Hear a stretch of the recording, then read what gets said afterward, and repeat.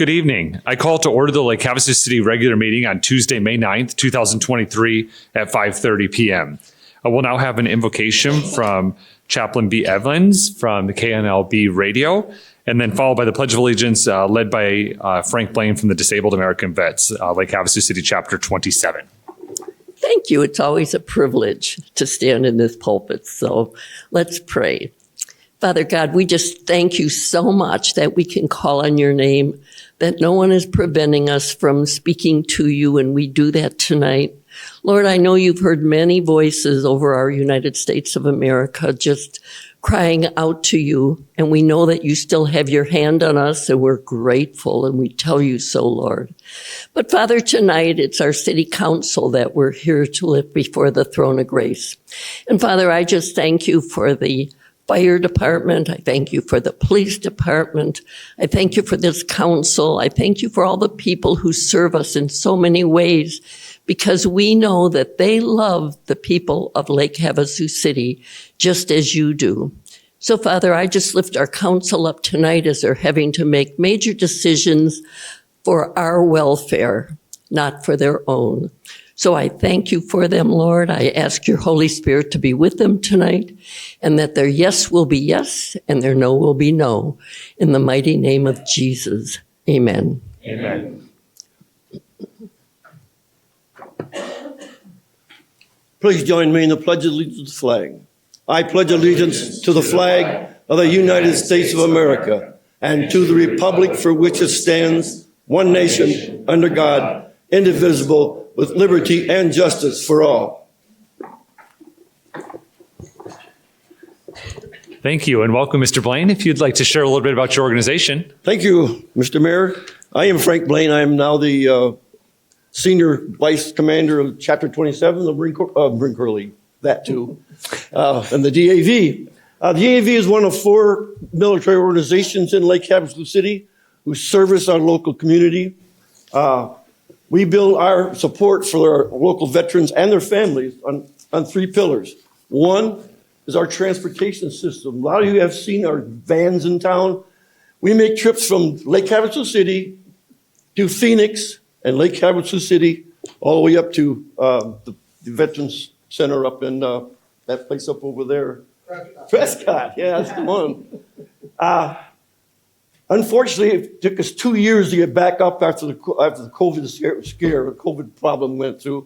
We are now back up and running, and we take any veteran up there that has a valid appointment to see a doctor in those organizations. We're taking there. Mr. Blaine, Yes, sir. we need you to just go on the microphone for those at home. Oh, I'm so used to teaching people that thank you. Just stay close to the microphone. I'm sorry. Yeah, perfect. Thank you. Our second pillar is our chapter service officers. We have some of the best trained service officers around this area, and they are trained to assist our veterans in getting their benefits from the VA. We have an office out at the courthouse, and any veteran can call that number and talk to one of our service officers, make an appointment, and get all the paperwork they need to get done to get the benefits they so deserve. And our third pillar for assistance is that we belong to the Veterans Courts Veterans Resource Team. You're our original members of that. And through that, we assist our veterans and their families in this town with bills to pay, a car payment, a heating payment, any payment they've missed, they need food. We all donate our monies to that program. It's an excellent program. There's no cheating on it. They can't go from place to place and go to each group and ask them for money, because it's all vetted through the VRT. And has anybody got any questions for me? I think you've done a great job for us too. Well, thank you so much. We are very proud of it. We've been around since 1920. We're one of the oldest organizations, military organizations we have. Thank you, Mr. Mayor. Appreciate it. Thank you, Mr. Blaine, and thank you for all the work that you do on behalf of our veterans. All right, the next item on our agenda is the roll call. Ms. Williams, if you please call the roll. Council members Nancy Campbell. Here. Michelle Lynn. Here. Cameron Moses. Here. Jenny Koch. Here. Jim Dolan. Here. Vice Mayor David Lane, Here. Mayor Cal Sheehy. Here. Thank you. Thank you. The next item on the agenda is the consent agenda. Would any of the council members like to remove any of the items for separate discussion? Mr. Mayor, Yes, Councilmember Lynn? could we please remove item 5.110, item 23-3743? I just would like some more information on that, please. Yes. Are there any other items that any members of the council like to remove? Mayor, Councilmember Koch, motion? please. Motion to approve the consent agenda minus item 5.10 as presented. Second. We have a motion from Councilmember Koch and a second from Vice Mayor Lane. Is there any additional discussion? Seeing none, we're ready to vote.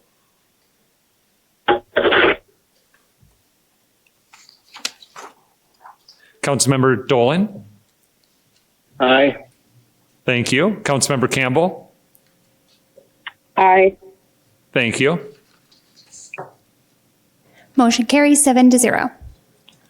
Thank you. Now we'll address item 5.10, which is the approval of the final plat for Accord and Palms, Tract 2410, a subdivision of Tract 2364, Lot 29, located at 1550 London Bridge Road, creating 20 residential townhome units, a private drive, drainage parcel, and a common area in the multifamily residential plan development district. Mr. Morris. Yes, Honorable Mayor and council members, thank you. This property is about just over 5 acres. It's the southeast corner of London Bridge Road and Palo Verde Boulevard North. It's the last remaining portion of the overall Saline Hawks development. It was previously known as the Lofts at Saline Hawks. Subject property was purchased from a previous developer and now moving forward under the name Cordon Palms. The owner plans to subdivide the property into 20 residential townhome lots, a private drive, and a drainage parcel, and some common area. The plat also shows that there's a parcel B on the property that would be subdivided in the future to be garages. The project will have a property owners association to manage and maintain the private streets within the project. And the Planning Commission heard this item for the preliminary plat at its September 15th, 2021 meeting and recommended approval by a vote of 7-0. All the zoning entitlements are in place, and this is the final step in the subdivision process, which is the final plat for the property. That concludes my presentation. Open any questions you may have. Thank you. Yeah, thank you, Mr. Morris. Councilmember Lynn, did you have any comments or questions? Okay. Are there any other questions or comments for Mr. Morris? All right, this is a public hearing. Would anyone like to address the city council on this item? Seeing none, we'll close the public hearing, bring it back to council for discussion or possible motion.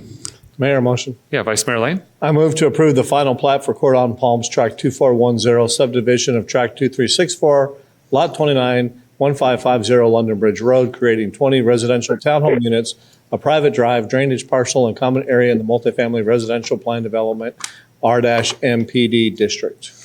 Second. We have a motion from Vice Mayor Lane and a second from Councilmember Moses. Is there any additional discussion?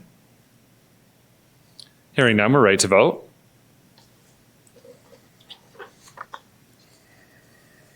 Councilmember Dolan. Aye. Thank you. Councilmember Campbell. Aye. Thank you. Motion carries 7-0. Thank you. All right, item 6 is correspondence, communications, petitions, announcements, and the city manager report. Item 6.1 is announced vacancies on Lake Havasu City boards, committees, and commissions. Ms. Williams? Mayor and City Council, the city is announcing several current and upcoming vacancies on Lake Havasu City boards, committees, and commissions. The following is a listing of those vacancies.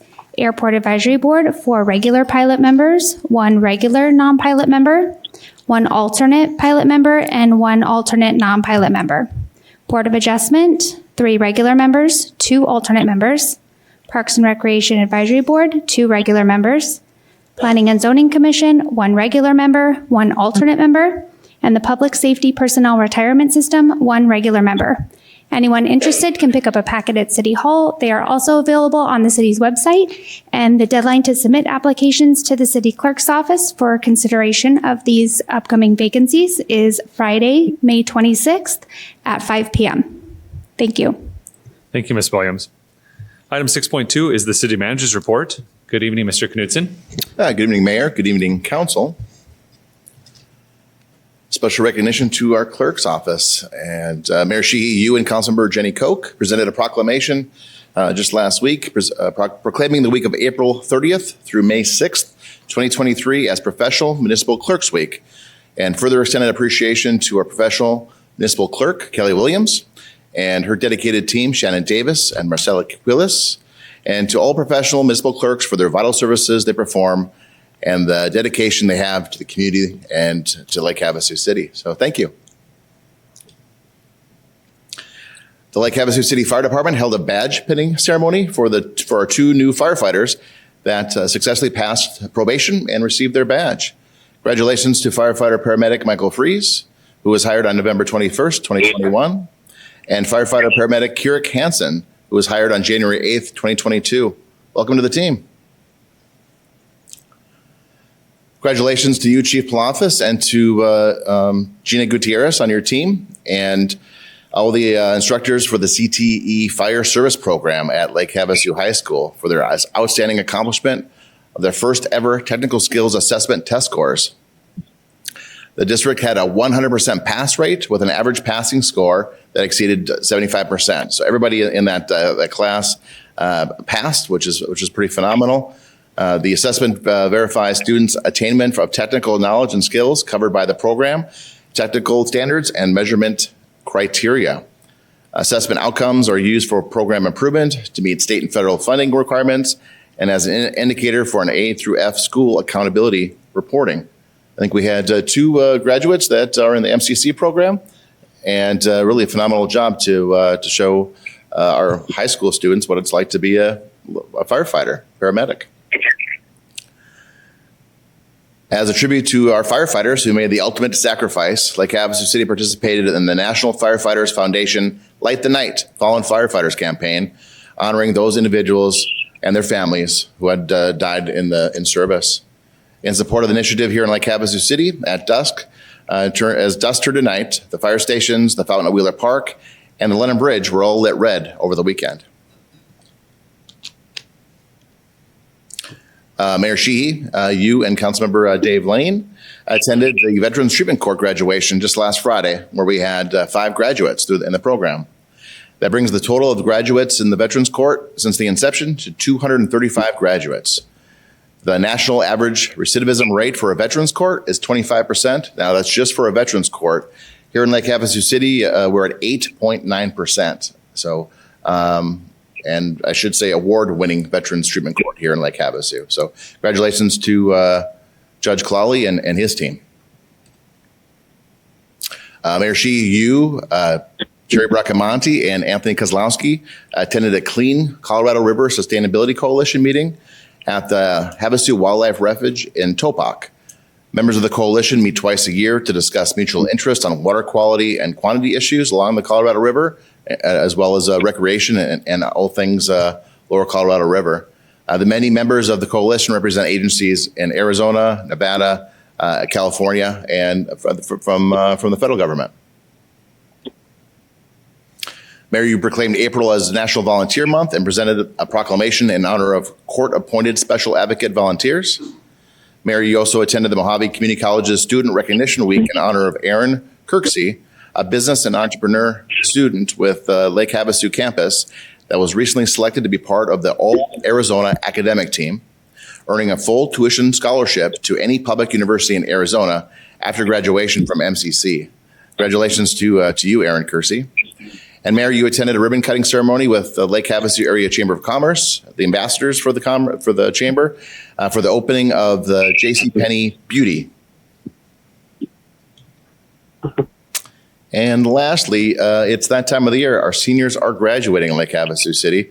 And we'd like to congratulate the seniors that represent who have been on the Havasu Youth Advisory Council. We have 4 seniors leaving our youth council this year. All 4 are graduating from Lake Havasu High School on May 25th. That's Logan Blanchard, Kaylee Crook, Olivia LeGrand, and Tristan Green. This group gave back to their community through many projects, including working with the Havasu Community Health Foundation to bring awareness to suicide prevention. They coordinated a drive-in movie and canned food drive fundraiser for our local food bank, They coordinated a tennis shoe drive fundraiser for the local clothes closet. They helped the Realtors Association put on a school supply drive for Support Our Schools campaign. They helped out at our community dinner each year. And they've done a lot with some videos for water conservation as well, too, just to name a few. Special recognition goes to Jerry Bracamonte, Lake Havasu City, who is the staff that oversees all the great things that HIAC or the Havasu Youth Advisory Council does for Havasu. And Mayor, with your permission, could I play a short little video highlighting some of their growth?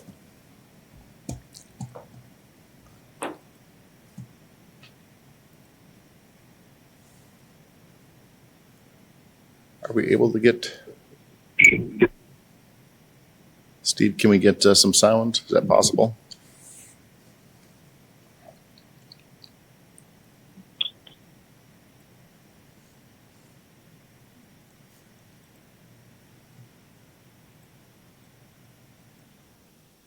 Here comes the man with the plan. Appreciate you, Steve.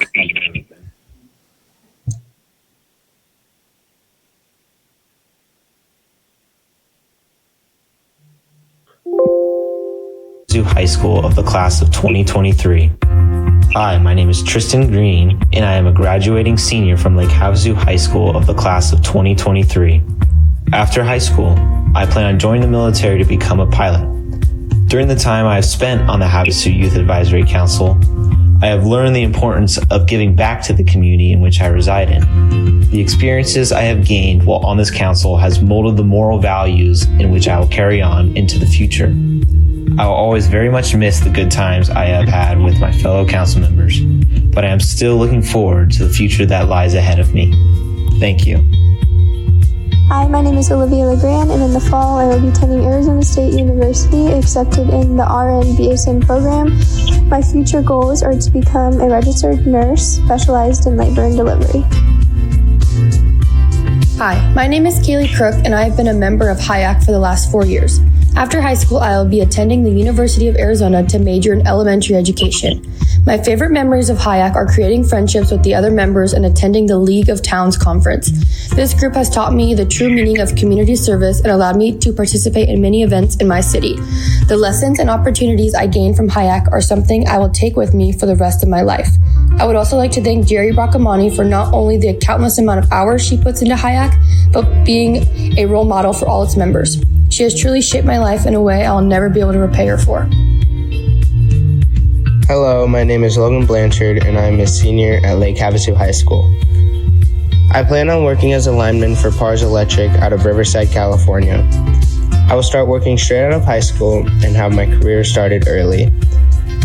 I've enjoyed my time in high school while being involved in many different clubs, one of them which being HIAC. In my time in HIAC, I have gotten to experience so many memorable events. I got to give back to the society, environment, and community who pushed me to succeed and build my character to who I am today. Giving back has taught me the importance of helping others around me and to be grateful for every opportunity or action you make or receive. I will never forget my lifelong memories traveling to Phoenix for conferences while carpool karaokeing with Jerry and the HIAC gang. I am very appreciative of what HIAC has taught me in 4 very short years.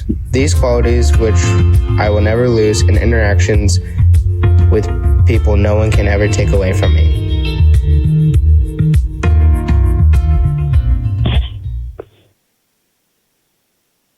Yeah, congratulations to our graduating seniors, and thank you to Steve Blake, who we saw help with the audio.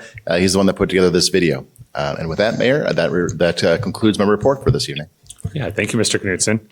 Yeah, it's fun to see how they grew, how we grew, how we all came together, and just go back to some of those memories. The things that group does is quite amazing. So thank you for sharing that. And again, thank you to Jerry for all of her coordination with HIAC. All right, we'll move on to item 7, which is our public hearings. Item 7.1 is adopt resolution number 23-3664, authorizing the submission of an application for the federal fiscal year 23 Community Development Block Grant Funds and authorizing all actions necessary to implement and complete the activities outlined in the application. Mr. Kozlowski. Good evening, Mayor and Council. This item pertains to the Community Development Block Grant Funding, which is also known as CDBG. We are submitting an application to the Arizona Department of Housing for owner-occupied housing rehabilitation for low-income homeowners within Lake Havasu City. Homeowners must meet income and ownership qualifications in order to apply for CDBG funding. Anyone interested in this program can apply online at the city's website or reach out to City Hall for further information. And with that, that concludes my presentation. Happy to answer any questions. Thank you. Thank you. Are there any questions from members of the council for Mr. Kozlowski? Vice Mayor Lane? Not a question, just a comment. Outstanding job. This is, for those of you that don't know what this is where we help our lower income people perform the maintenance on their homes through federal dollars. So thank you, Anthony, to you, Vijette. We appreciate the fact that you guys are doing this to help those people and ensure that the homeowners here in town are able to maintain their home when they can't really afford to do it themselves.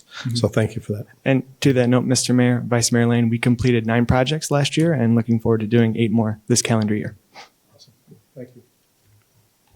Are there any other questions or comments before we open the public hearing?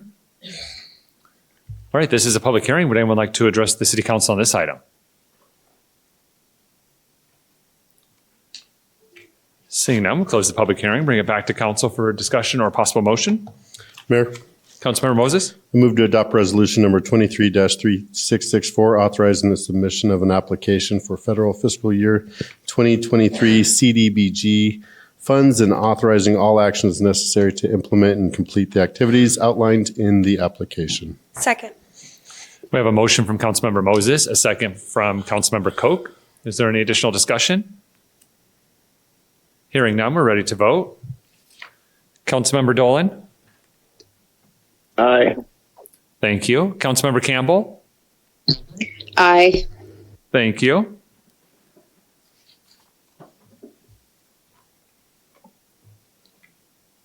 Motion carries 7-0. Thank you. Item 7.2 is adopt resolution number 23-3653, approving a minor general plan amendment changing the future land use map designation for 115 Park Avenue, APN 107-78-001, from resort related to resort related mainland. Mr. Morris? Honorable Mayor, council members, thank you. The subject property is located on the east side of Park Avenue, north of Mulberry Avenue, near the Aquatic Center. Highway 95 abuts the property to the rear. The property is vacant, undeveloped, and it measures about 1.25 acres, where there's a 50-foot utility easement at the rear. That utility easement will be addressed as the next part of the property's future development. The subject property is to the east, across Highway 95, and to the north and south are zoned C1 limited commercial, and they're a mix of vacant land and developed commercial properties.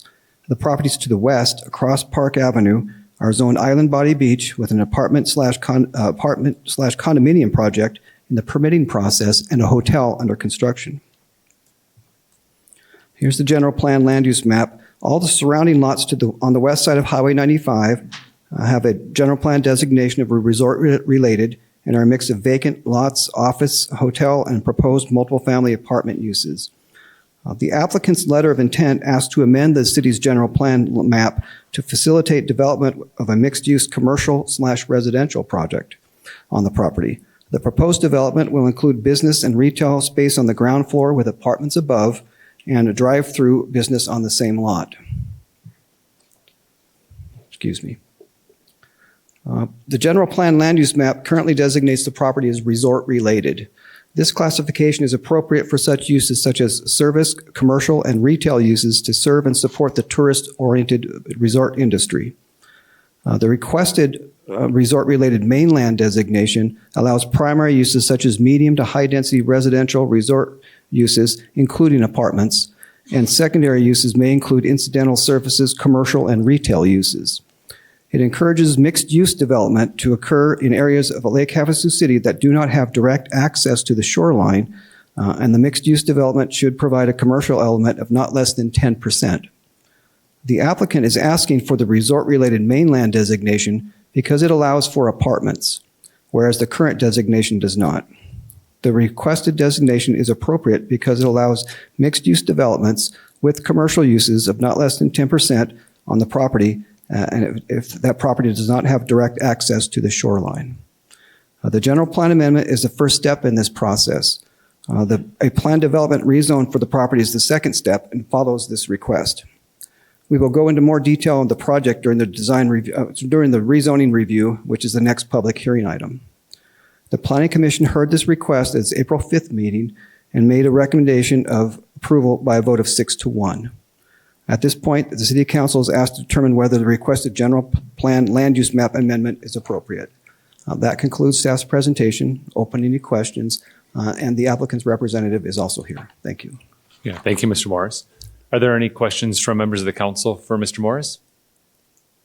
Councilmember Lynn? Mr. Mayor, do you want us to save any questions that we have for the actual project for the next item? Yeah, if we can, it's kind of tricky with this particular one because there's a companion item that comes right behind as Mr. Morris mentioned. So this is just about the land use. Do we believe that the general plan should be amended to allow for resort-related mainland, which the main change in that is to allow for a residential component in this commercial mixed-use development. So that's what we're talking about. If then we'll get more specific on the next item. Are there any other questions or comments? Does the applicant have a presentation to make at this or comments on this public hearing? Good evening, Mayor, Council. My name is Michael Gordon with Desert Land Group. I'm here representing the applicant tonight. He couldn't be here with us this evening. We sold them the property and have been obviously very active with a lot of these properties on Park Avenue. I just wanted to, and we'll get into more of the details on the next item, but a little background of what's transpired on Park Avenue over the last 5+ years. For a long period of time, this whole area was kind of locked under a planned development that had a pretty restrictive site plan component to it, which we didn't see any activity for a long time in this town down here until really all the property owners came together and worked with the city to abandon the existing PD that was in place originally and kind of free the property up to a combination of the Island Body Beach zoning district where the hotel and the condo project are going in, and the commercial properties that are going in on Park Avenue right now. So when that happened, you saw a lot of things transpire, the Keller Williams office building being the first, the hotel component that's just opening now being the second, the condo project that Mr. Morris alluded to being the third. And I just bring that up because the project that we're going to look at next and the request that's in front of you here is to continue the commercial application on the ground floor, but adding that resort-related mainland designation allows the integration of a residential component on top of that. We feel it's consistent with everything else that's going on in this area. You have condos and hotel going across the street. You have other commercial uses going in along Park Avenue. So that mix is already there. You have the aquatic center. You have other multifamily residential components as you look further to the north and across the highway. So we feel this is just layering those components and very compatible with what's happening in this entire area. So with that, I'll answer any questions related to this land use action, and we can get into some of the details on the next item. Yeah. Are there any questions for Mr. Mayor? Mr. Gordon? Yes, Councilmember Lynn? When I look at this and even being down in there, I have some concerns with the congestion that you have down there. If we keep building that up and if we build over on the other side and there's the only way coming in and out is off the highway and Park Avenue there, did they do any type of traffic study here? There is a condition with coordination with ADOT on a traffic study. That's one of the conditions that all of these properties in Park Avenue have had to go through. You have two entrance points. Obviously, Park Avenue loops through to the highway in two locations, and you have the connection also through Rotary Park. But yes, there is a traffic analysis that's required as part of any of these improvements that happen on Park Avenue. When was that done? I don't know if it's been done to the full extent right now. It's one of the conditions of this approval. Okay. Are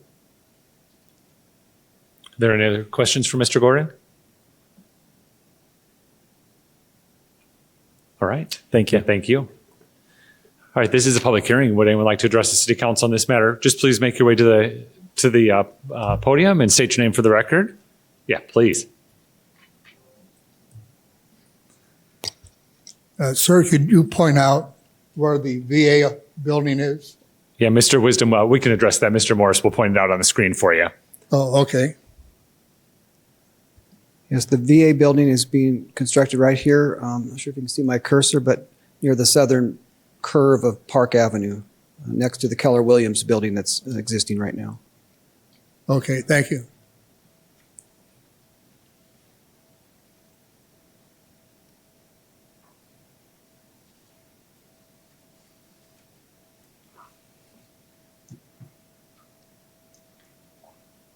I was, hi, Bonnie Toy.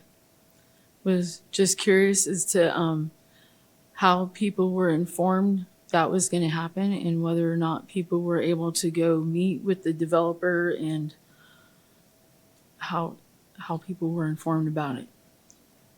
Yes, so they were informed the same way that all zoning use changes are. So there's notification in the neighborhood, there's notification of property owners within 300 feet radius. There's a community meeting, there's a planning and zoning public hearing, and now this public hearing now.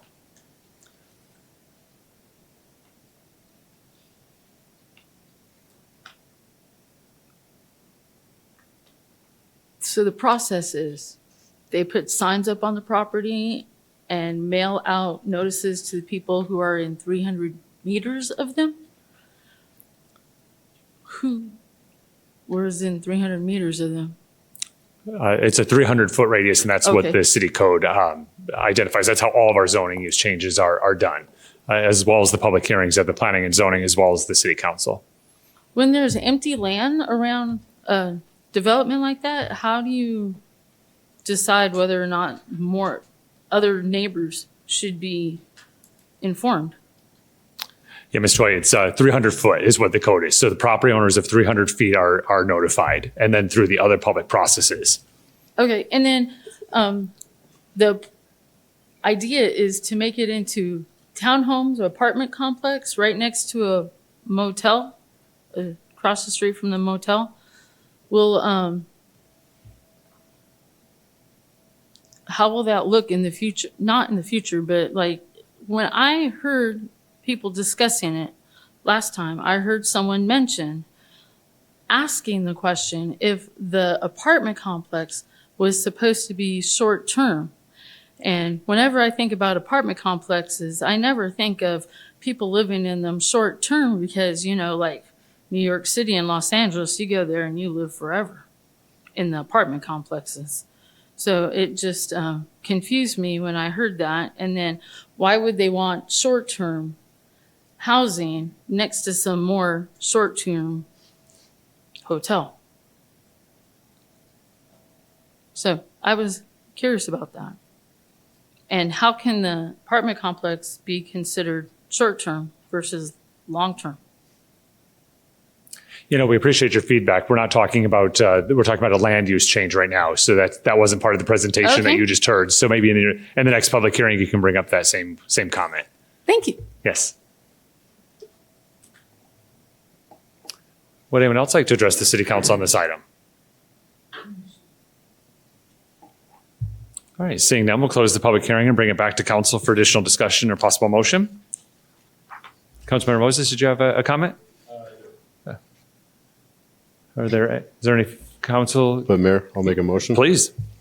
I move to adopt resolution number 23-3653, approving a minor general plan amendment, changing the future land use map designation for 115 Park Avenue, APN 107-78-001, from resort-related to resort-related mainland.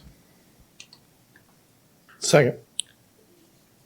All right, we have a motion from Councilmember Moses, a second from Vice Mayor Lane for the land use action. Again, this is coming to us with a recommendation from Planning and Zoning, 6-1 in favor.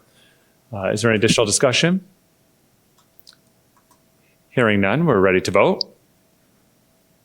Councilmember Dolan? Aye. Thank you. Councilmember Campbell? Aye. Thank you. Motion carries 6-1.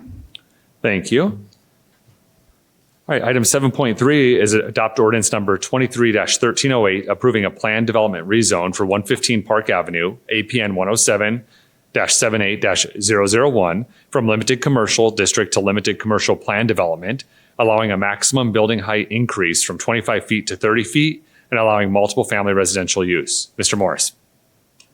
Honorable Mayor and council members, thank you. This is the same project, subject property as the previous request. It's located on the east side of Park Avenue, north of Mulberry Avenue, near the Aquatic Center. It's currently vacant and undeveloped. It measures 1.25 acres in size. The zoning map is shown here. Its project is currently zoned C1. The other properties in the lot are also zoned C1 with a mix of vacant land and developed commercial lots. The property to the west across Park Avenue are zoned Island Body Beach with condominium apartment project in the permitting process and a hotel under construction. The applicant's letter of intent and general development plan describe 2 buildings on the property. One is about 2,600 square feet, a drive-through commercial building near Park Avenue. The second is a mixed-use building with about 6,000 square feet of commercial uses on the ground floor and 24 apartment dwelling units on the floors above. There will be reserved parking spaces for the apartments, with the remaining spaces for the drive-through and commercial uses. The mixed-use building will be home to 24 multiple-family 2-bedroom apartments consisting of 12 units on each of the second and third stories. Multifamily residential is not allowed in the C1 zoning district. Therefore, the applicant is asking for an exception to allow that use. The multiple family use will be similar in appearance to a hotel, which is allowed in the C1 district. Staff does not anticipate the multiple family use having a major impact on the neighborhood. The building elevations indicate a 3-story building with varied parapet roof heights. Commercial uses and covered parking are on the ground floor, with residential units on the second and third floors. Some of the residential units are shown with balconies, and the building exterior is a mix of white, gray, and tan, with a number of alcoves and recesses to break up any long expanses. Now, the C1 zoning district allows a maximum building height of 25 feet. The drive-through building is well below that 25-foot maximum. However, the mixed-use building is proposed, again with varied parapet heights, up to a maximum of 30 feet above the property's maximum grade or the property's zero. This is 5 feet higher than the C1 25-foot standard. Therefore, the applicant is asking for a height exception. If you see here on the building elevation, it shows 35-foot tall building. So why are they asking for a 30-foot building height, you might ask? So if the height for the property is measured what's called the max grade or the zero of the lot. So here's an example. So this yellow line through here is generally about the existing ground level of the lot. So the lot slopes up from the street. So the street is on the right-hand side here. So the property's zero, where the height is officially measured from, is about 5 feet above the street level. So that 5 feet that they basically dug down below that zero, they dug down 5 feet, and then it's 30 feet higher from that, up above that. That gives them 35 feet total. And the zero for measuring height is about 5 feet up from the street. So that's why, even though this is showing 35 feet tall, it's actually a 30-foot tall building the way Havasu measures building height. So they're asking for that 5-foot exception. Parking for the project is shown on this table. The applicant is making use of the parking alternatives allowed in the development code to reduce the required parking from 88 to 70 spaces. The shared parking allowance provides a reduction factor for the combined restaurant and residential uses, resulting in a reduction of 6 parking spaces. There's also a bicycle facility reduction that allows providing 12 bicycle spaces in lieu of 12 vehicle parking spaces for a reduction of 12 spaces. This results in 70 spaces required, and the plan shows 75 spaces provided. And as a note, all the residential parking is gated and reserved, and there's no residential parking reductions proposed. The proposed number and type of parking spaces meet the development code standards. No parking exceptions are requested. There's a vehicle travel aisle at the rear of the property in the public utility easement. Unisource Electric has expressed concerns about that, the easternmost 25 feet of that public utility easement. That's here shown outlined in blue or shaded in blue. The vehicle travel aisle is located within that area. Unisource is asking that this portion of the easement be left completely open, allowing only landscaping gravel at the most. However, per our development code, vehicle travel aisles are to be improved with asphalt or concrete surfaces or an alternate paving material approved by the zoning administrator. The developer is proposing compacted decomposed granite as the paving material here, which is not among the options approvable by the zoning administrator. Therefore, a condition to allow compacted decomposed granite paving in this area is included for your consideration. Given the situation and that this area is only for the residential units, is gated off from the rest of the development, staff is comfortable with the proposed alternative paving. It has minimal maintenance requirements. The owner would prefer standard paving and is working with Unisource to explore potential options to allow standard paving for that area. Landscaping areas are shown on the development plan. A 10-foot landscape buffer is along Park Avenue with landscaping strips are throughout the property. A review of the number of trees, shrubs, decorative rock ground cover, as well as overall percentage of landscaping shall be required prior to development. No landscaping exceptions are requested. Some signage is also shown on the plan, but is not being reviewed as part of this application. All signage is subject to development code and will be reviewed separately as sign permits are submitted. No sign exceptions are requested. Building permits, design review, and compliance with all other aspects of the building and development codes, including traffic and off-site improvements such as street paving, curb, gutters, sidewalks, will be required prior to development of the property. The Planning Commission heard this request at its April 5th meeting and recommended approval by a vote of 5-2. The 2 dissenting voters were concerned about the number of parking spaces and vehicle queuing for the drive-through use. And just as a note, if for some reason the council elects not to approve this rezone, then they may want to reconsider the preceding request for the general plan amendment. That concludes staff's presentation. Open any questions you may have, and the applicant's agent is also here. Thank you. Yeah, thank you, Mr. Morris. Are there any questions for Mr. Morris before we turn over to the applicant for comments? Mr. Mayor, Yeah, Councilmember Lynn? Mr. Morris, on the one, can you go back a couple slides? Another one, please. And this one right here over on the left-hand side where it says proposed building, that's where the restaurant is supposed to be? Yes, that's the restaurant and drive-through. And so it's hard because you can't see do everything. So I'm looking at the general plan, and that's like this makes it look like it's straightway coming in, but that's a really curvy area coming around that corner. So that kind of concerns me what the drive-through would look like. And what's on top of that restaurant? The restaurant is single level. There's nothing proposed on top of it. It's just a one level building. Here's the other building with the multi-level building. This is the ground floor. So here's the retail commercial aspect of it. And then there's some covered parking that's underneath the 2 layers of apartment units. Okay, and for when you come into this complex, how many apartment buildings again are in here?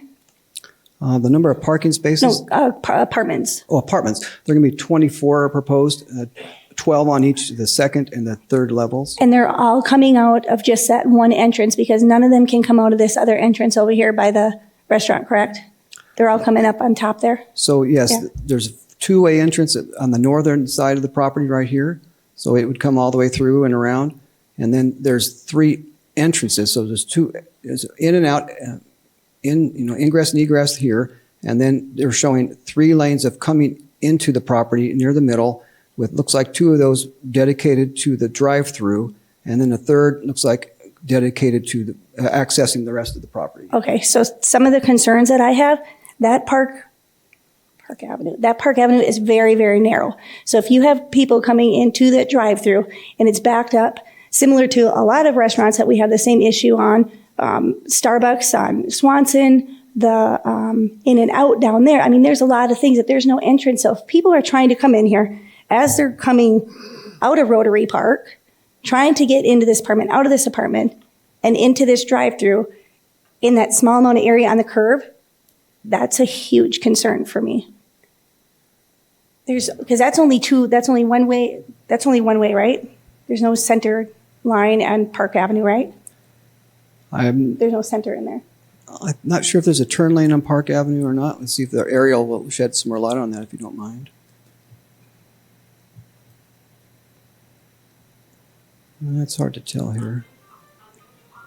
I can't tell. Yeah, I can't remember either. I just think when you see that curve in there and that you're coming around that corner there and that's where a drive-through will be, where are those extra cars in that lane when that drive-through is busy? Where are they going out to? They're going to come out in Park Avenue. How are you getting past that? If there's cars, are you following me what I'm saying?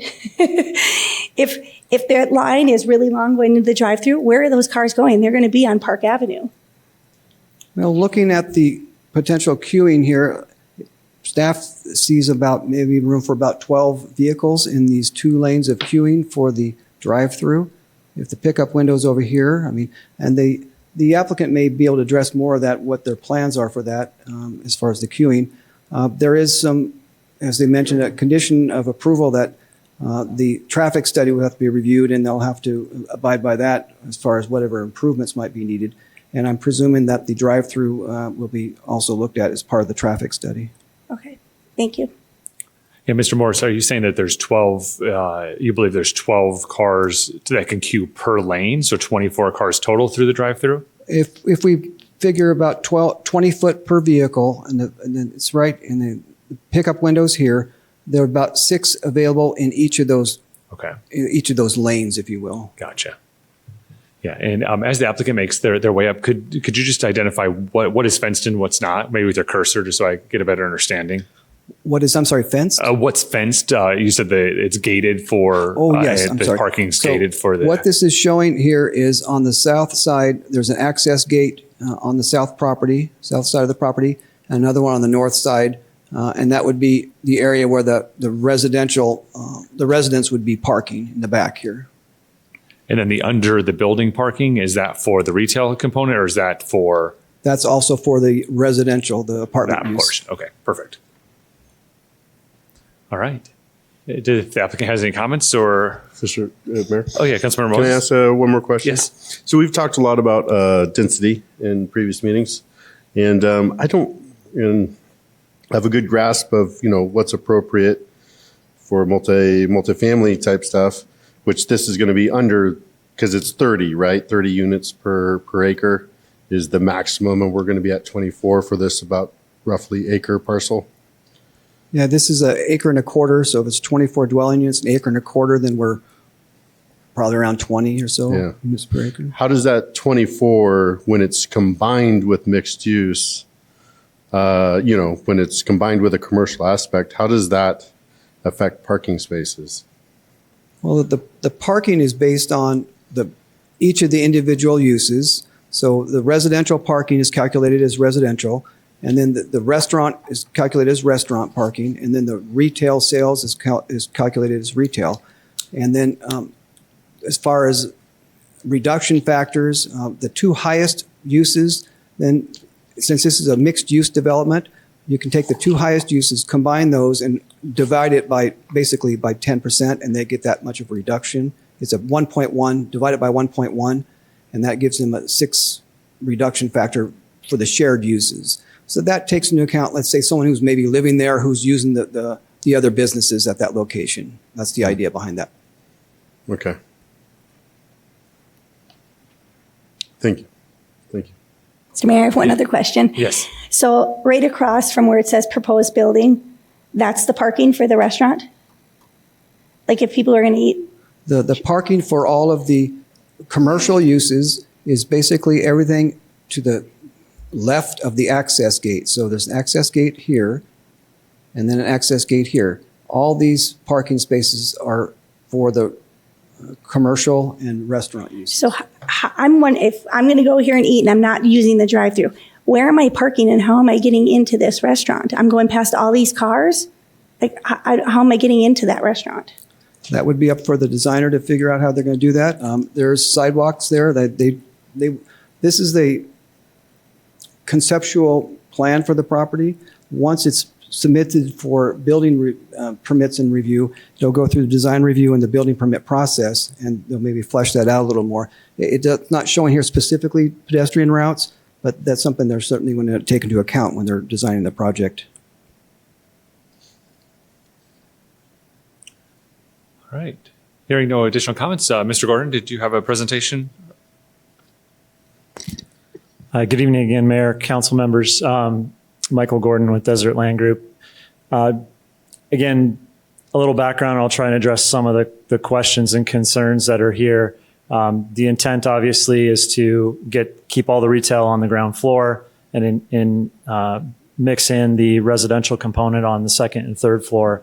When it comes to height, I just want to kind of talk about that for a second because I think it's important to point out, even though we're asking for an additional 5 feet of height, when you look at it in context of everything else that's going on in Park Avenue, you have the Aquatic Center, which is a lot taller building just down the street.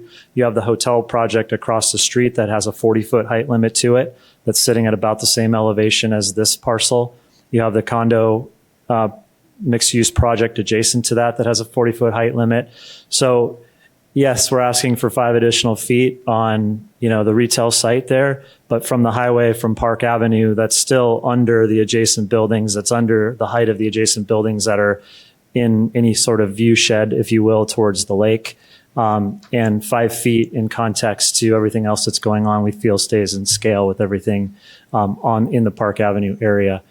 From a circulation standpoint, when it comes to vehicular, you bring up good questions, good points, Councilmember Lynn.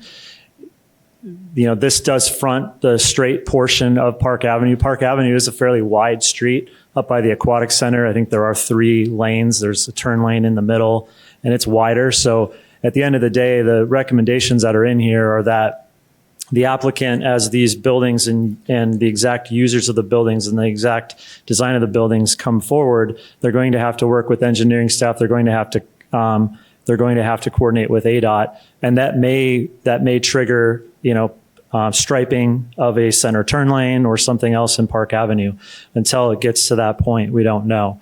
At this point, we have a site plan that the applicant is proposing to try and lock down the use and the footprints and ensure that we can fit up to these level of footprints and accommodate that from a parking and circulation standpoint. The architect and engineer working on the project feel that that's the case. They've worked with staff. They feel like that can be accommodated in the current circulation. When it comes to circulation to the proposed restaurant drive-through building, again, until the exact user is identified and the exact building design and type of restaurant or drive-through is identified, it's hard to know, exactly how that configuration, that pedestrian configuration will work. Mr. Morris pointed out there is a striped pedestrian walkway that goes over to some of the parking in the middle of the site. Obviously, there's a lot of parking to the north. So depending upon, again, the requirements of that actual design, you may see additional striping or additional circulation changes as part of the building permit process. But the design team feels at this point in time that this will satisfy the needs of that potential use, as well as providing circulation to the mixed-use building in the back. Again, everything on the ground floor being retail, you're going to come in, all of the parking in the center portion of the site is dedicated to the public use of the retail and the restaurant drive-through component. As you go to the middle and back part of the building, then that parking becomes reserved and dedicated to the residential component, including the parking underneath that was talked about. In the back, as Mr. Morris pointed out, the applicant is working with Unisource, trying to figure out the best way to configure the grading and the circulation within that Unisource easement. We're confident one way or the other, we'll work something out that works. If it has to be a decomposed granite paving material, that can be done in a way that holds up. It can be done in a way that, stabilizes the soil. Many of you have probably seen that in other applications, both on a residential and a commercial scale in Havasu and other places. And it can be done very well to withstand the traffic. And what it does is ultimately allow that flexibility if Unisource or any of the other utility providers needs to get through there. Obviously, it's a lot less impactful. We would prefer it to be concrete. We'd prefer to work with the city and Unisource for pavers or concrete or some combination. But at the end of the day, if this is what's required, we're okay with it. The applicant's okay with it so long as the city is, and staff seems to support that, primarily because, again, it's behind the gate, so to speak. It's within the residential component. The public's not circulating back there. It's going to have fairly limited use other than those that are using the apartments. Regarding the parking overall, Mr. Morris went over the calculations. These buildings were designed to maximize the site, obviously, And at the end of the day, utilizing the code that's in place when it comes to site design and comes to parking calculations. So you saw the calculations on the front end. We're not quite all the way down to what some of the exceptions allow for, but those are straight out of the code in terms of what can be done when it comes to parking and alternatives to some of the parking that are allowed for in the code. With that, I'll be happy to answer any questions related to the project. Yeah, thank you, Mr. Gordon. Councilmember Lynn, and then we'll go to Vice Mayor Lane. Sorry, Mr. Mayor, one more question. Luke, can you go back a couple questions to the actual picture? Keep going. Oh, I think I want to see this picture. One more. Oh, you don't show that one. Okay, this one is so that on the bottom. That's the commercial. Yeah, that's the retail commercial storefront on And the bottom. and how much parking is? How many spots are allocated? I get the part for how many is for the apartments, and you kind of showed me a little bit with the restaurant. For this commercial, how many spots are put aside just for the commercial part?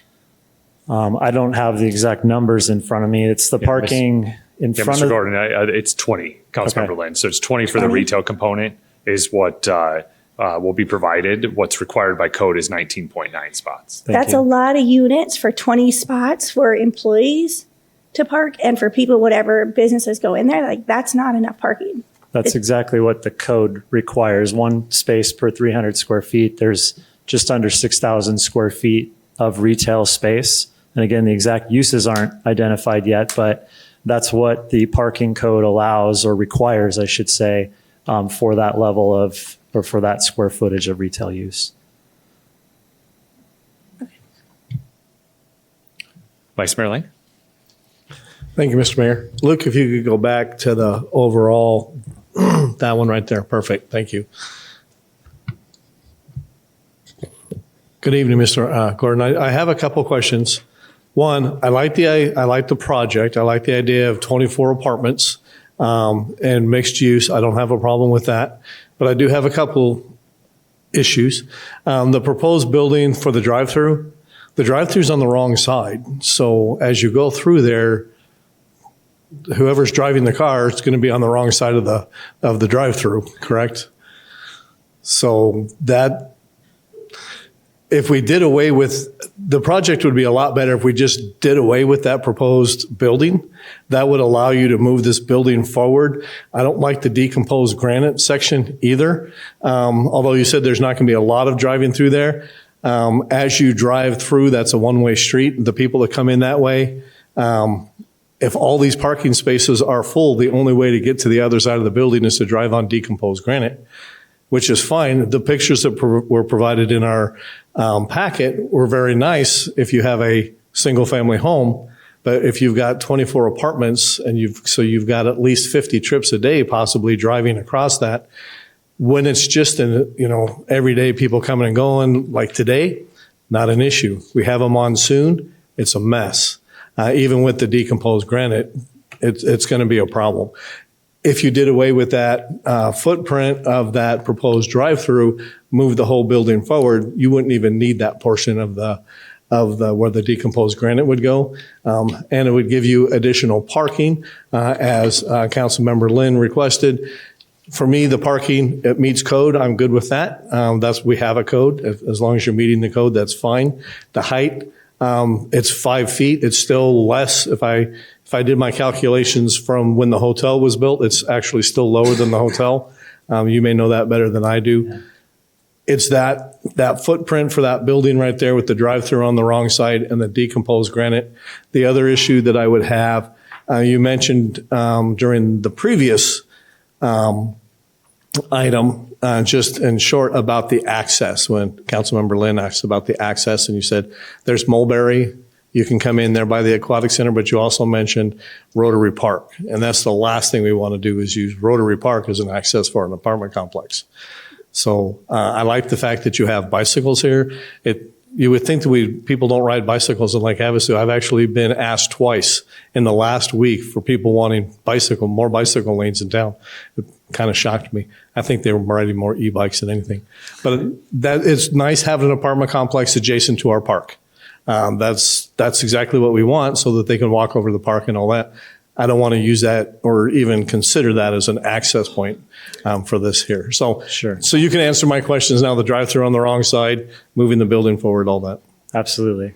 Well, first of all, in terms of Rotary Park, I wasn't indicating that that's a primary access point. I was just indicating you have 2 points of access off the highway. You have a nice loop circulation there. Rotary Park just provides that emergency additional, access point, if you will, just providing that circulation that first responders and everybody's always looking for. Regarding the decomposed granite, I mean, I understand the concern. I've seen it done. There's a lot of ways it can be done with adding cementish materials, Portland cement and things that kind of lock it down. So even though it's decomposed, it doesn't just wash away in a rain event. It depends on the intensity of the event. It's not the most ideal situation, obviously. We would prefer, like is stated by Mr. Morris, that it was concrete. And we just, the owner applicant's in the process of working through that with Unisource. So the intent is to get to a point where we can have a permanent or a solid paved surface there. Again, whether that be pavers or concrete or something that would address your concern. But at this point in time, we're not there with Unisource. So this is being asked to be an allowable alternative if that's what we're required to do. In terms of the footprint and the setup for the drive-through, you're right. The drive-through is on the left side of the building. I didn't design it. It is obviously a footprint trying to maximize what could potentially fit on that corner and set up circulation for that. I would have to ask the architect or the owner why it is configured that way and exactly what the intended user is.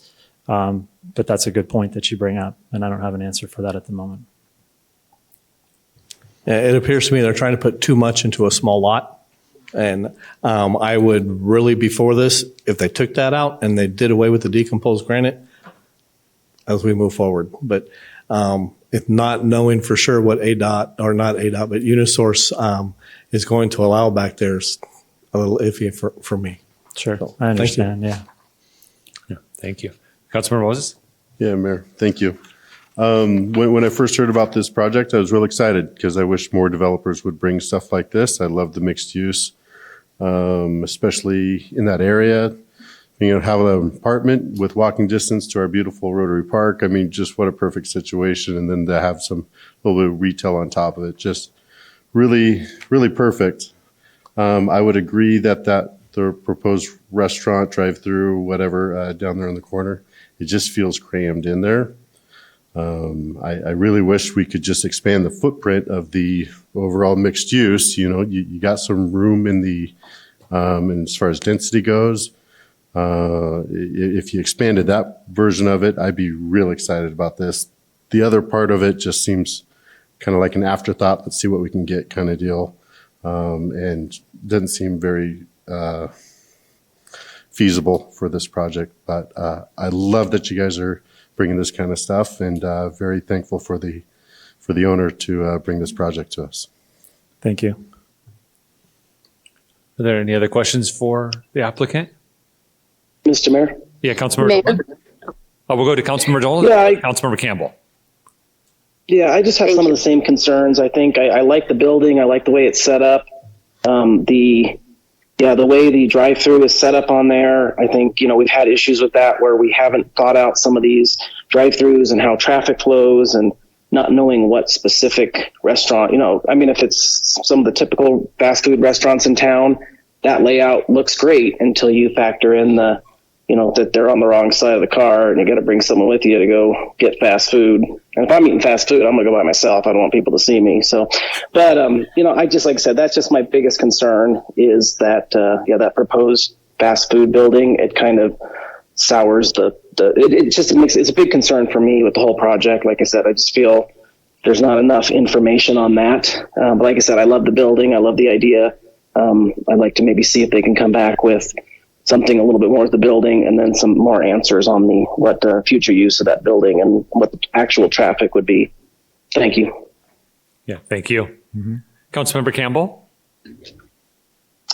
Good evening, everyone. I do think that the questions that our city council has asked in regards to this project are spot on. I'm extremely excited about the project as well. I couldn't agree more about the fast food drive-through. Great catch on that, Councilmember Lane. Councilmember Lynn, I'm concerned about some of the parking as well.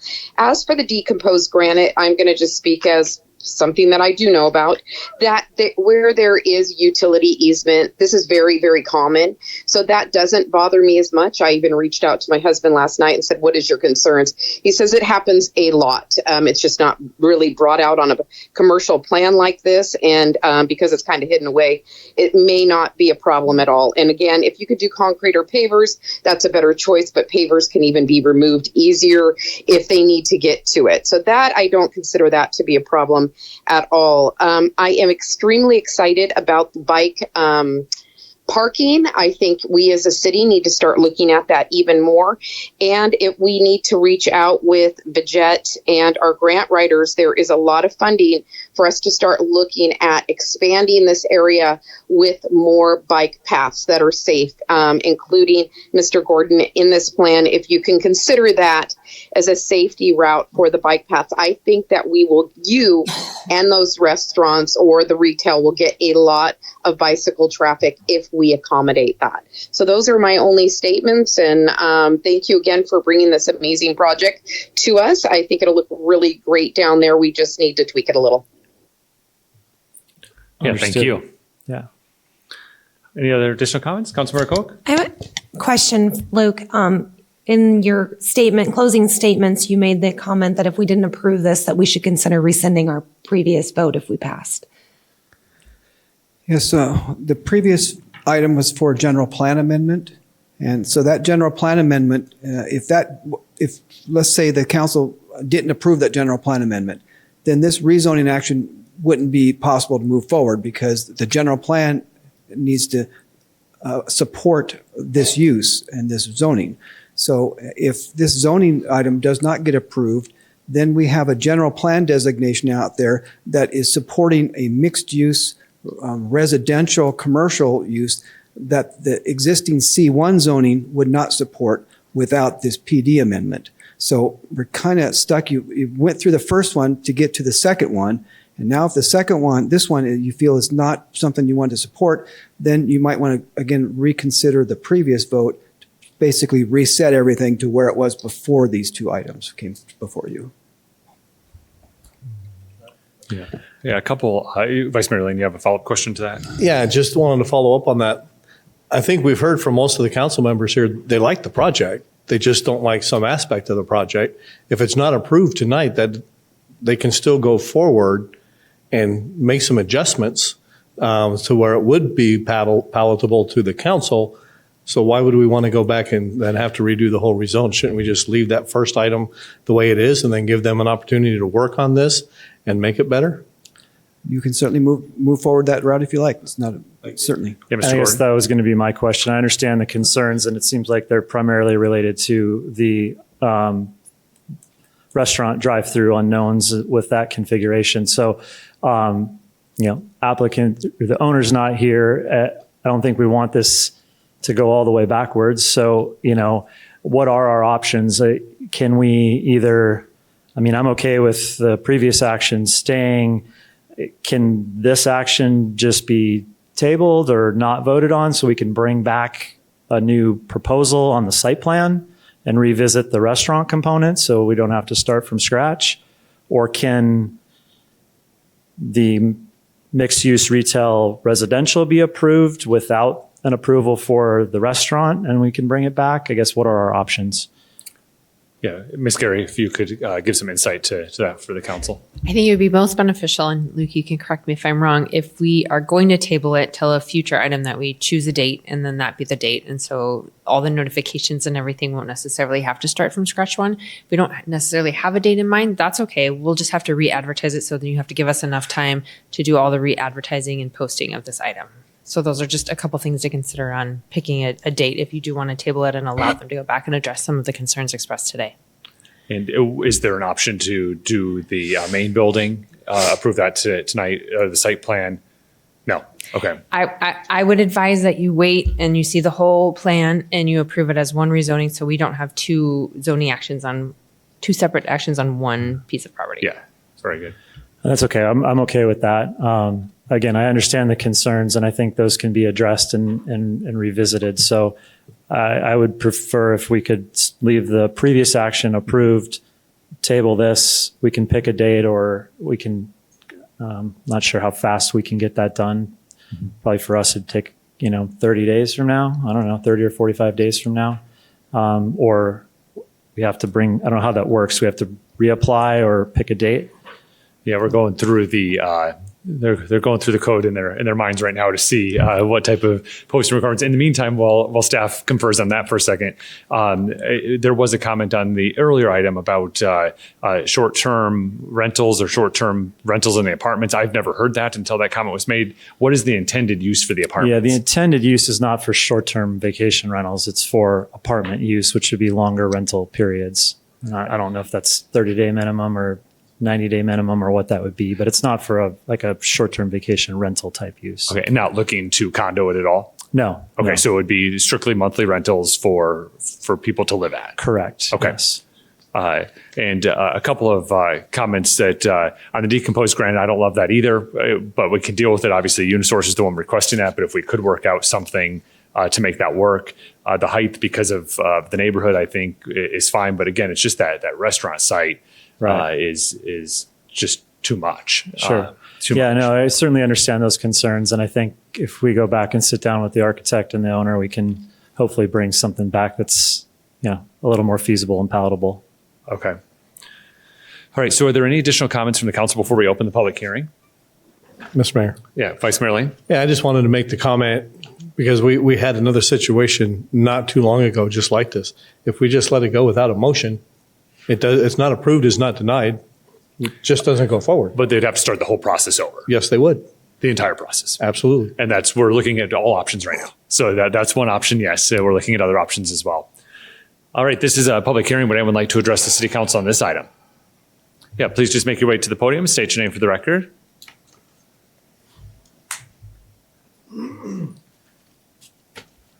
Good evening, Mayor, City Council. My name is Kelly Lutz. My initial knee-jerk reaction to this was concern about rezoning it. After looking at the situation again, I want to thank Mr. Gordon for bringing it forward. It is a great idea, and I agree with City Council on everything that you said, including Mr. Lane. My only thought along with this whole thing was I know that the developer wants to maximize profit with that retail drive-through. I think that he could, if they don't use that, I don't understand why they don't increase the units in the apartment with the additional parking without that drive-through. They could have a larger footprint on the apartments and bring an additional retail there. That's my comment. Thank you and appreciate you. Yeah, thank you, Mr. Lutz.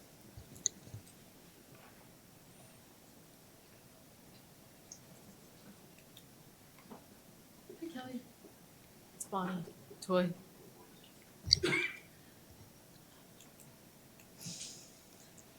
I feel guilty for having to ask this question, but back the other slide where it shows all the parking, I see that, that beautiful slide. I see a total of 3 handicap spots in the whole complex. If I'm understanding those little tiny squares correctly, as somebody who struggles with disabled parking, and I know you were talking about eliminating their restaurant part. I am not seeing any place where it would be easily accessible for anybody who struggles with walking or is handicapped or has to help somebody with handicapped, or you have local children, buses, and school kids who are going to be at the aquatic center who may want to bus over to a fast food restaurant and sit down and relax after they've been at the aquatic center swimming. It's really funny when Michelle Lynn mentioned the whole parking in the aquatic center. that aquatic center gets busy and you guys have some huge events, people are going to be leaving there. Yeah, that is a really important thought process with the traffic study. Christmas night, when you guys have that party there for Christmas, there are so many people who are going to drive that way. It will be blocking traffic. Anyway, is it really only 2 handicap parking spots for retail stores and a restaurant?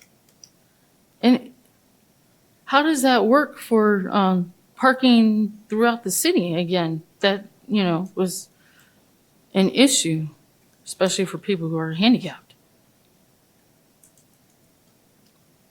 Okay, so the question is, I know you guys are going to table it or something, but how are they going to add, or what are they, is there?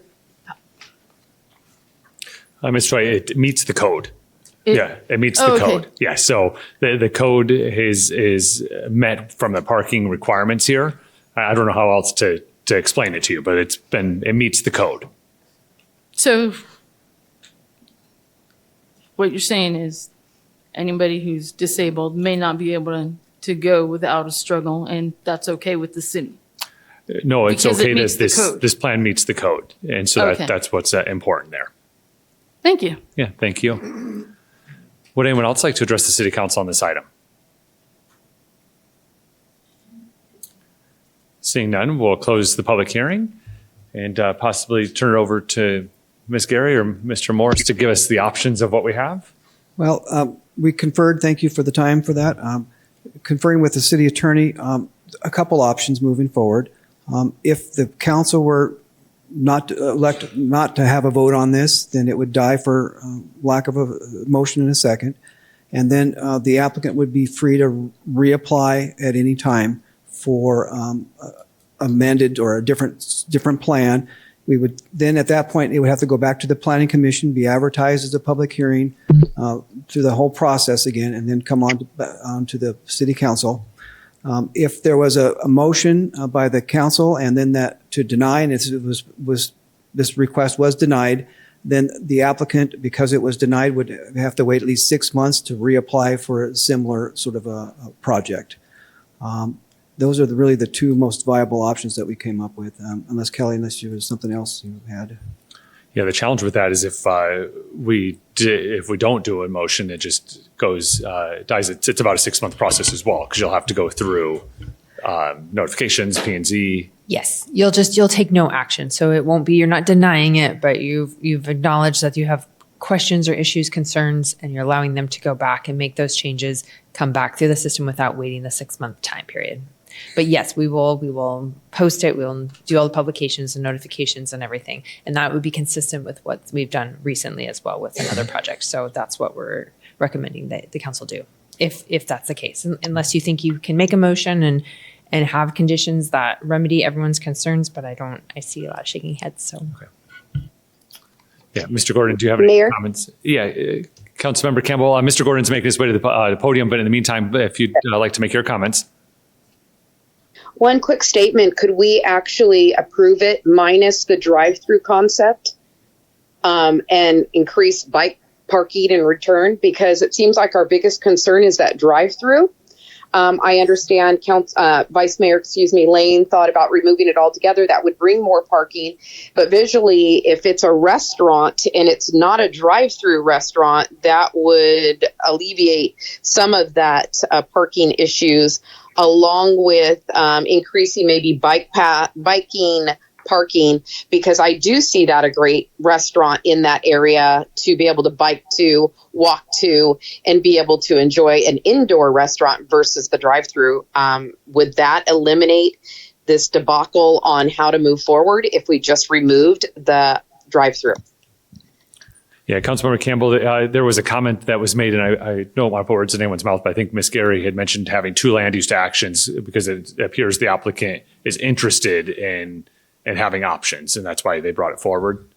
Yeah, I guess to Councilmember Campbell's comment, I mentioned that earlier. I understand the difficulty with 2 land use actions, but given the options we have, we have to go all the way back anyway. So I personally like that option. If council would support approving the larger portion of this project, the retail and the residential component, not approving the standalone building footprint, it would just be parking and circulation that would have to meet code. Then we would have to, once the right use was identified or the right configuration of that restaurant building footprint was identified, we'd have to come back through for a PD amendment request at that point in time. Same timeline as starting all the way over anyway, but at least owner would have entitlement on the portion of the project that I think council seems to support. And that would allow that to start moving down the process of design and working towards getting something built while an actual user was identified. And then, yes, that would have to go back through the process, but it would allow the project to move forward just with, minus the 2,600 square foot footprint and use of that drive-through. Hey, Mr. Gordon, do you feel comfortable that the owner of the building would be willing to take that risk, that the council wouldn't support anything other than just the building, the mixed-use building? It's the same risk as starting over and bringing it back and having council, or planning and zoning not support whatever reconfiguration was there. So again, yes, I think we would, ownership would, again, that allows the majority of this project, the main intent of this project to move forward. And when the appropriate use is identified and figured out, if there is one, and maybe there isn't one, maybe one doesn't come forward, but at least, something, if something is proposed to be added to the project, it would obviously have more certainty to it at that point and would result in a more definitive site plan that obviously if we brought it forward at that point, we would feel pretty confident that we could get the support to do so. Thank you. Vice Mayor Lane? Thank you. I have an issue with trying to substantially change what's been brought forward. And the reason for that is this is what was brought to the public for the public hearings. This is what went before P&Z. And then for us to change that and not have it go through those other public hearings, I don't want to substantially change that. I know it's a lot of work to have to start all over, but it's a 6-month process. If it's something that your client wants to do, that's great. It's a great project. We love the project, but I would have a problem substantially changing what you guys brought forward to us today. My preference is to just let it die and then give you guys the opportunity to fix it. Mayor? Yeah, Councilmember If Moses. I may. I'm strongly against letting him move forward with exceptions too. I'd like to see the full plan come back. I'm vehemently against it actually because we had another developer that we did the exact same thing where we changed the general plan amendment but didn't approve, let the rezone go away, and he had to start all over. We even made the church go back to the drawing board. So to treat this developer any different than anybody else is unethical. Are there any other comments from members of the council? All right. Mr. Mayor? Yes, Councilmember Dolan? I agree with those comments. I think that some of those situations are a little differently. I'd be okay with approving it as is, removing the building and making that area parking, because then it solves the parking issue. And then if they want to come back before council to add a building, they still have to go through all this process, but at least they know they can continue with the building. Nothing else is going in there unless it comes before council. And that space of the building is now parking. So now we've solved any more additional parking issues. It was just an idea. Yeah, no, thank you for those comments. Mayor? Yeah, Councilmember. Mayor? I agree with Councilmember Dolan on that, especially if we just make it parking.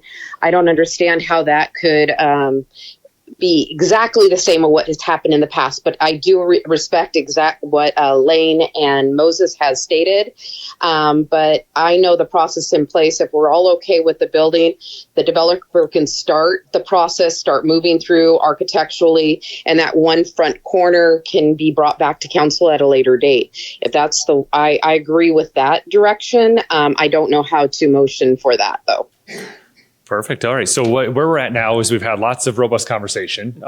We would either, from the pathways that I've heard from council, entertain a motion that would have removed the restaurant parcel from, or restaurant site from the plan, or no motion and the issue is not approved or disapproved, and the applicant has to go back through the process. If the applicant wants to add additional sites, if a motion does come forward removing the restaurant building and it is approved by the council, for any additional changes other than the residential mixed-use component would have to come back before the process as well, going through P&Z and council. So, Mr. Mayor? Yeah, Councilmember Lynn? We still don't have the option to just table it? Tabling is not making a motion, and it would Because I have a huge concern with taking that out, because we did this with the Catholic Church. Like, this was huge during that time, and we made them go back. So I'm not comfortable with that at all. If we want to table it, I'm not even okay with the whole way we changed all this through the general plan. But if it's going to come back, it has to come back. I would not be okay with taking that out. If I'm all right, do we have a motion? Oh, Mayor, I'm sorry. if I may. Yeah, that was just an idea. If council can't support that, I understand. And if that's the case, then I would prefer that it get tabled rather than denied, so we can just bring back a revised plan and go back through the process sooner than 6 months. Thank you. All right, are there any members of the council that would like to make a motion? Hearing none, this item is now closed, and we will, before we move on though, is there any consideration from the council that they want to go back and reconsider the prior item? The prior item, reconsider the prior item that we had in item 7.2? Well, if it's my understanding, they have an X amount of days to ask for that back. Don't they have like 10 or 2 weeks or something like that? It's the same situation we had on Delta, where they were given a grace period to see if they want to move forward as is, or to rescind the general plan amendment. Am I making stuff up? I could be. You're correct. So there are a couple different ways that you can reconsider an item. You can make a motion at that exact meeting, so you can make it tonight, or a council member within 7 days following the original action.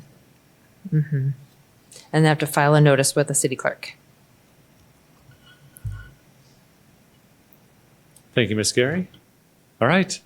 It doesn't seem like there's any direction one way or another, so that action will just stay.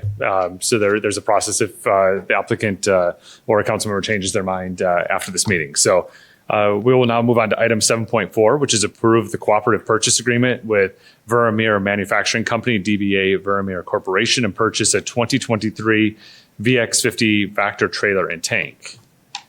Good evening, Mr. Young. Good evening, Mayor, Council.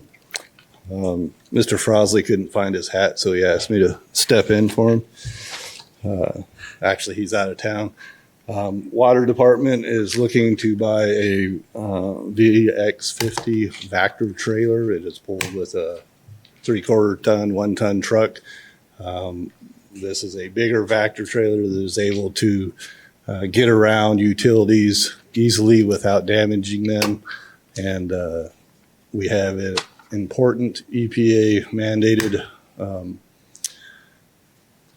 inventory that we have to take of all water hookups, both residential and commercial, due by November 2024, I believe. And this machine would be pivotal in doing that. And I'd be checking both sides of each hookup to residential and commercial. And it is an enclosed blower and motor, which makes it quieter to use in the early mornings as we go through and do our things. With that, purchase price on this is $102,261.34. It is through a cooperative purchase of Sourcewell with Vermeer Management. If you have any questions, I'll be more than happy to answer them. Thank you, Mr. Young. Are there any questions of members of the council for Mr. Young? Mayor? Yeah, Councilmember Campbell? Mayor? Yes. I just want to say thank you for bringing this item to us. This is an amazing piece of equipment for the citizens of Lake Havasu City to have. After reviewing all the invoice on it, it's quite important, and I'm glad that you guys are moved this forward. Plus, we felt the price point was spot on as well. So I just want to make a comment that it's a great piece of equipment. It will be instrumental to the works of our city. Yeah, thank you. All right, this is a public hearing. Would anyone like to address the city council on this item?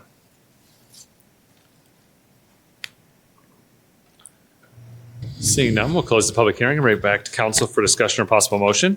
Mayor, motion. Vice Mayor Lane. I move to approve and authorize the city manager to sign the cooperative purchase agreement with Vermeer Manufacturing Company, doing business as Vermeer Corporation, utilizing the Source Well Contract 110421-VRM with a termination date of December 25, 2025, and authorize city staff to exercise the option to renew for an additional one-year term and purchase a 2023 VX50-500 Vector trailer and tank in the amount of $102,261.34. I'll second.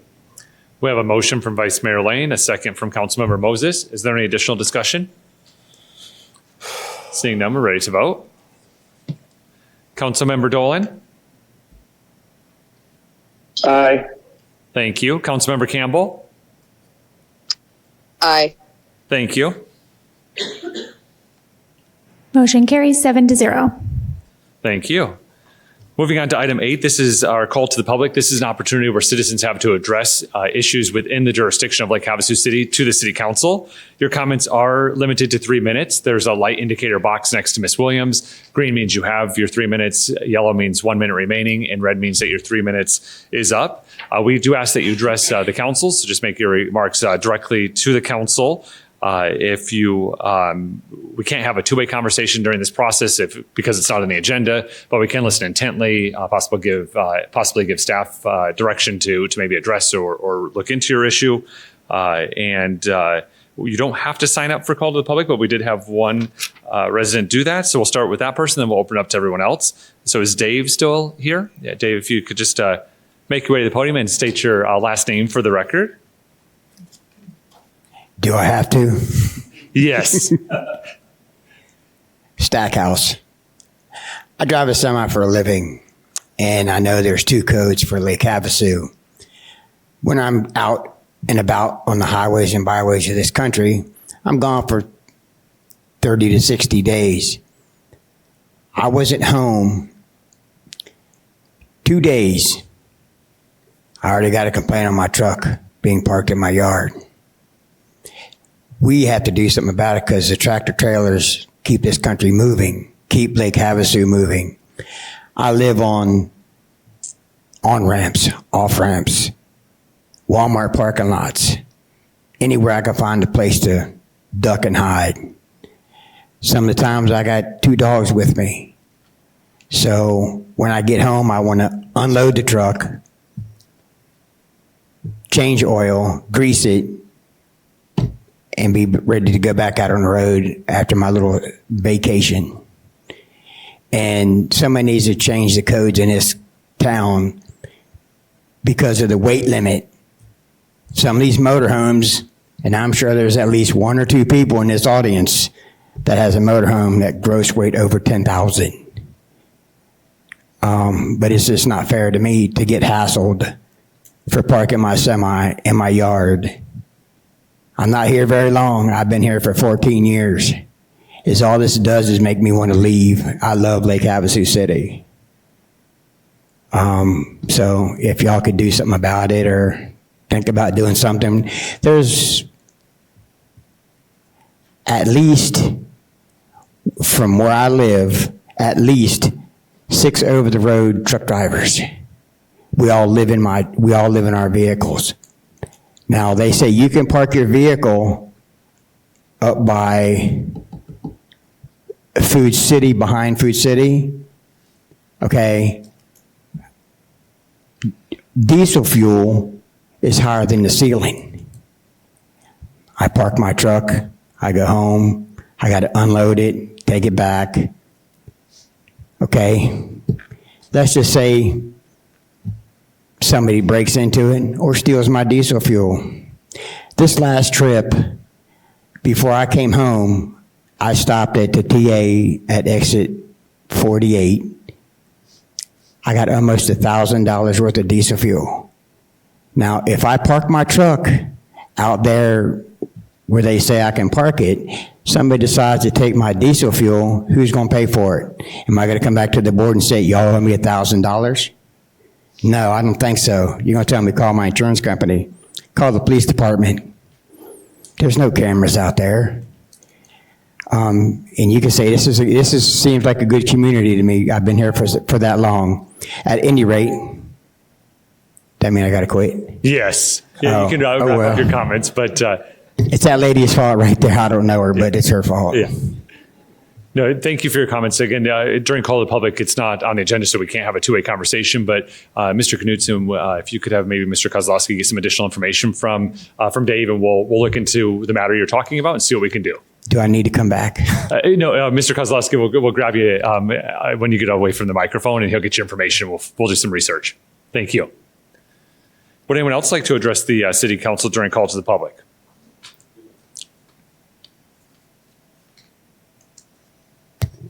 Don Wisdom, Mayor and Council.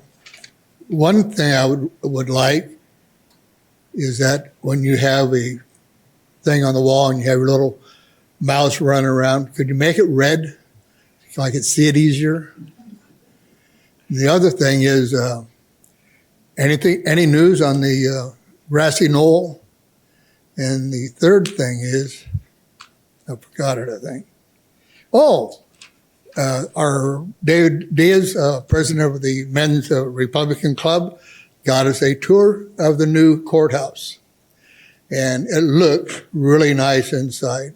It's kind of virgin-like right now. There's a lot of work to be done, but the two courthouses look really good.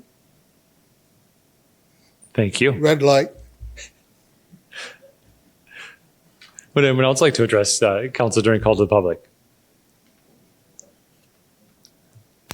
Hi, I'm Steve Irwin, and I'm a full-time resident of HRVR, or Havasu RV Resort.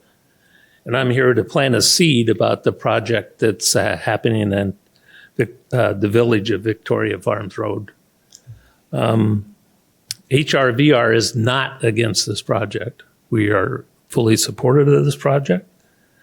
Last week, the Planning and Zoning Committee approved the project, and you'll probably see it in your next meeting. However, the project was approved without an approved traffic study.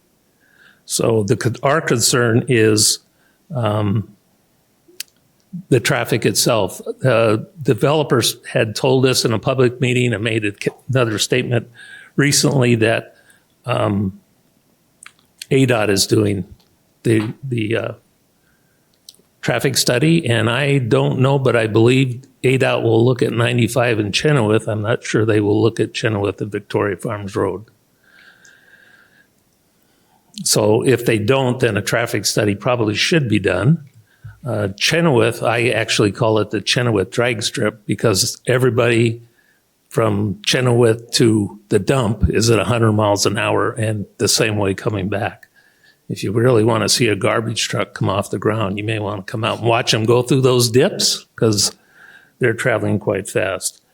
The Villages is going to have 350 units approximately, and their exit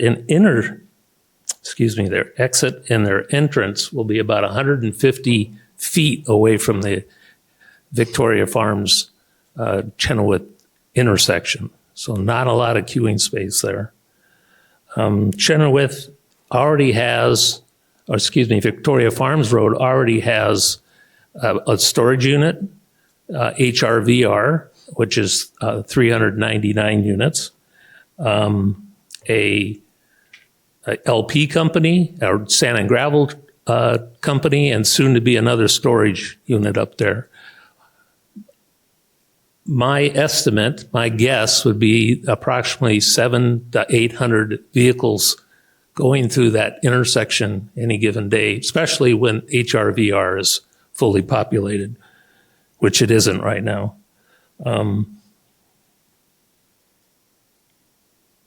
So when you see the project, please make sure that they do have an approved traffic study and it will be safe for all of us that use that intersection. Thank you.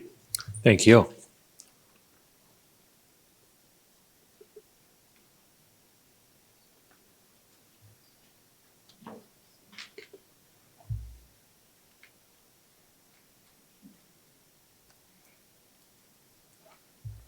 Sorry, my legs are funny. Hey, Bonnie. I just want to tell you, thank you for what you're doing with the Aquatic Center and the Summertime Fund for the kids and businesses being able to sponsor a Sunday and allowing kids to swim there for free on Sundays and letting the businesses do that in Havasu. I saw that post on your Facebook page the other day and I thought, yes, I was so glad and grateful that you guys are doing that. And just wanted to, there was the one question I didn't understand was whether or not because when I went to your website to try to find out more information about it, on the website, it didn't have the cost for the business, and it didn't say whether or not it was just children who were going to be allowed to swim for free on those days, or if it was the whole family, parents and children. I just didn't know. And then after looking at that that complex and how there was only 3 handicap parking spots in that huge complex for 24 homes and 3 retail shops and a restaurant, the whole intention of you only having 3 handicap accessible spots. And then I looked at the picture of it again online, and the elevator even seems, I don't know how big it is, but it looks small. And what I was thinking is that you guys really need to address parking and traffic issues more, especially after what Mr. Shackelford just said. Your parking issues in the city are apparently need to be addressed just a little bit. You know, there's somebody who keeps saying that if it's predictable, it's preventable. And I do believe that some of your parking issues, as you're increasing population and hoping for more population, that your parking issues are completely predictable, which means that they are highly preventable. And thank you. Thank you. Would anyone else like to address the council during call to the public? All right, we'll go ahead and close the call to the public. Move on to item 9, which is our current events. Are there any council committee reports? Mr. Mayor, Councilmember Lynn? you have to excuse me. I'm going to read off of the program today. I had my first meeting for the WCAG Mojave County Advisory Council today, and I was voted in to represent Lake Havasu, so I'm really excited about that. And we also had Angie Folds from Western Arizona Senior Living. That's going to be representing us for the public sector for our seniors. Today we had amazing conversation of the services that are being provided within the county with WCAG. We have services for seniors, helping to prevent some of the gaps with the Meals on Wheels and getting the seniors. We had a lot of talk about the housing, the block grants, and I'm hoping we can share this on our city website. They have a program service guide that has community assistant referral helpline. It helps with rental assistant, referrals, electric. There's a WCAG Cares program for seniors 60 and above, which was a great program. They can offer, I didn't bring my notes, up to, I believe it was $900 in assistance during the summertime for seniors. And it's a one-time application, and they can only apply once.